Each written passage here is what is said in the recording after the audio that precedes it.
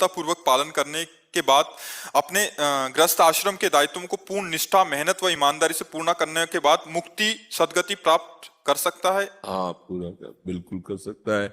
यदि वो धर्माचरण पूर्वक जीवन व्यतीत किया है और भगवान नाम जपने का अभ्यास किया है तो वृद्धावस्था में वो धर्माचरण उसकी बुद्धि को शुद्ध रखेगा।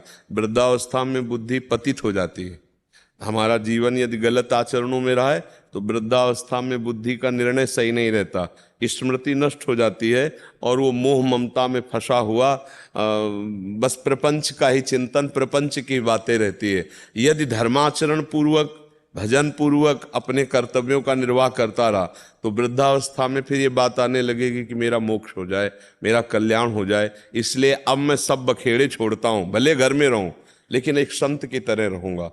अपने जीवन को, अपने इंद्रियों को संयम में रखूंगा। जो हमारे बच्चों से भोजन प्राप्त हो जाएगा, एक सन्यासी की तरह मैं भोजन ग्रहण करूंगा, सन्यासी की तरह जीवन व्यतीत करूंगा, निरंतर भगवान का भजन करूंगा तो घर में रहते हुए उसे मोक्ष हो जाएगा। क्योंकि भजन से मोक्ष होता है। मान लो जैसे घर में 5 सदस्य 10 सदस्य होते हैं, अब हमारे 500 सदस्य हैं, है नहीं? बच्चा बच्चिया सब विरक्त संत महात्मा सब ऐसे, तो हमारे ही तो बच्चे हुए। अच्छा, आप भी तो सब हमारे ही तो हुए ना। मान लो बैठे हैं तो हम सबसे बात कर रहे हैं, तो आप ऐसे ही एक परिवार को, अपना घर जो माने हुए हैं वो प्रभु का मान के, परिवार को भगवत स्वरूप मानकर, अपने को अंदर से माने कि अब मैं गृहस्थ त्यागी हूँ, मानने थे तो है। अब मैं यहाँ ऐसे रहूंगा जैसे किसी आश्रम में रहा जाता है।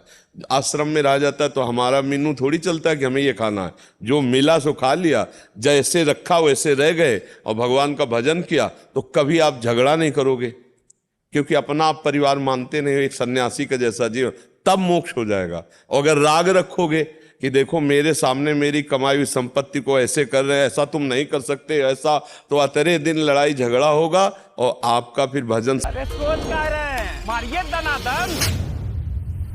बहुत बहुत बढ़िया, मजबूत, कड़ाक, बवाल, टॉप, सही है। दिल खुश कर दिया यार। अरे वाह,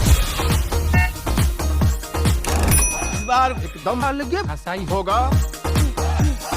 देख रहा है बिनो, हम अपना आंखें से देखें, पूरा घर परिवार साथ मिलके देखिए। आएगा समझ में?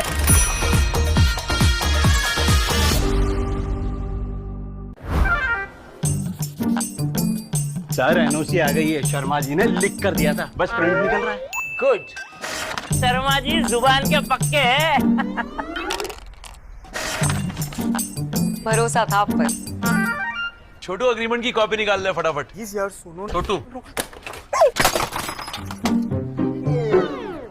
ये क्या किया? सारी मार्केट मेरे भरोसे और प्रिंट्स भगवान भरोसे।